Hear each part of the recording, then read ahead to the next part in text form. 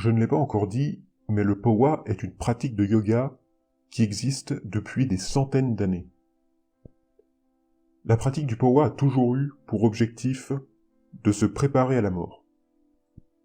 Lorsque l'on meurt et que l'on transfère sa conscience pour l'unir à la personnification sacrée, donc à l'espace de vérité, il faut bien comprendre que la conscience n'est alors plus dans ce que l'on nomme le relatif.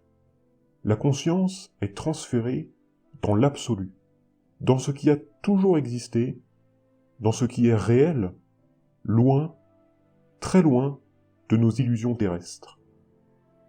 Notre conscience est retournée vers ce que nous étions avant notre naissance. Ce que je vous propose aujourd'hui, maintenant que nous connaissons la pratique, c'est de voir son fonctionnement et ses caractéristiques. Le Powa, comme je l'ai dit, c'est le transfert de la conscience. Cette conscience part d'un point A pour aller vers un point B. Le point A, c'est l'esprit qui se trouve dans notre corps avant de mourir. Prêt à partir, l'esprit utilise nos canaux pour aller vers un point d'éjection. Il quitte notre corps, puis s'élève vers les mondes supérieurs. Après la mort, et au bout d'un certain temps, l'esprit va finir par se réveiller. On va expérimenter cette phase tout en étant conscient, mais cette fois-ci sans corps physique, qui lui ne s'est pas réveillé et ne se réveillera pas. La seule chose que nous posséderons, c'est notre esprit, notre essence qui a toujours été notre réelle identité. Cependant, nous n'aurons plus la capacité de le reconnaître, sauf si nous sommes habitués et que nous nous sommes exercés dans notre vie à l'esprit. Malheureusement, la plupart des défunts, dans ce monde, ne reconnaissent pas leur esprit et s'imaginent que l'expérience de leur mort est réelle, et non une projection de leur esprit. Ceci est une illusion. C'est un peu comme si la nuit, lorsque l'on fait un rêve, on croit que celui-ci est réel, alors qu'il ne s'agit que d'une projection mentale.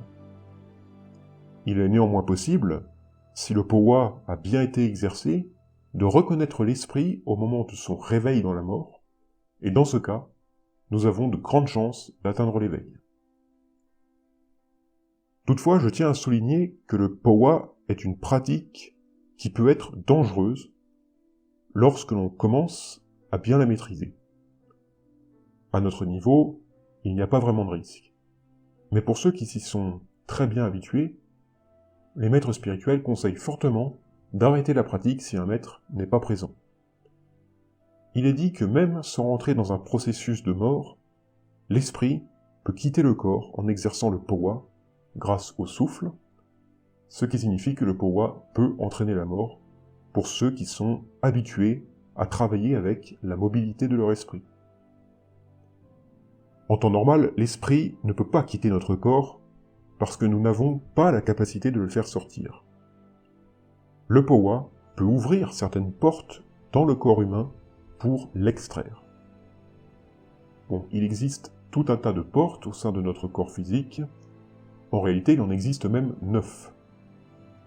L'esprit peut passer par ces portes, mais certaines portes peuvent entraîner une renaissance négative, tandis que d'autres peuvent entraîner une meilleure renaissance. La renaissance est donc fonction de la porte de sortie choisie par l'esprit. Les enseignements spirituels expliquent que la meilleure porte de sortie pour l'esprit, c'est la fontanelle, située sur le sommet du crâne humain. Alors on le voit surtout sur les bébés avant la pousse des cheveux. Vous en avez l'exemple sur cette photo. Si l'esprit sort par cette porte, alors la renaissance sera positive. Nous devrions retomber sur les enseignements assez facilement dans la prochaine vie. Bien sûr, nous avons le pouvoir d'orienter l'esprit vers la porte de sortie souhaitée, mais cela n'est possible que grâce à un maître très qualifié, capable de guider notre esprit. Avec la pratique du Powa, on peut entraîner l'esprit à se diriger vers la fontanelle, sans pour autant le faire sortir. Les signes révélateurs de la réussite de cette pratique sont des démangeaisons sur la fontanelle, des maux de tête, un gonflement localisé. Il se peut même qu'un léger trou se forme. Il y a quelques années, les maîtres spirituels inséraient un brin d'herbe dans ce petit orifice pour évaluer si la pratique a été réussite ou non. Le powa entraîne également des modifications physiologiques, notamment dans le système nerveux. Je suppose que vous connaissez tous l'existence des médiums qui ont des capacités sensorielles. En pratiquant le powa plus souvent, on pourrait ressentir les énergies qui se regroupent dans nos canaux jusqu'à se rapprocher de la même perception sensorielle que celle des médiums. Le powa est également une méditation unique puisque les ondes du cerveau sont différentes par rapport à toutes les autres pratiques de méditation. Les scientifiques ont surtout illustré qu'une partie spécifique du cerveau était mobilisée pour la pratique du powa. C'est la zone de l'hypothalamus. Les pratiquants ont constaté que les pensées mentales indésirables disparaissaient plus facilement, ce qui permettait de pénétrer facilement dans l'expérience de l'absolu. C'est au sein de l'absolu que des visions de la vérité peuvent apparaître à chacun d'entre nous, jusqu'à se sentir prêt et sans crainte face à la mort. Auparavant, j'avais annoncé que l'instant traditionnel pour commencer la pratique du powa, c'était juste après le dernier souffle. Pour des personnes qui sont non habituées comme nous, il est plus serein de démarrer la technique un peu en avance, lorsque nous sentons que notre corps commence à nous lâcher. On verra plus tard les signes révélateurs de l'abandon de notre corps pour savoir reconnaître à quel moment notre corps va nous lâcher.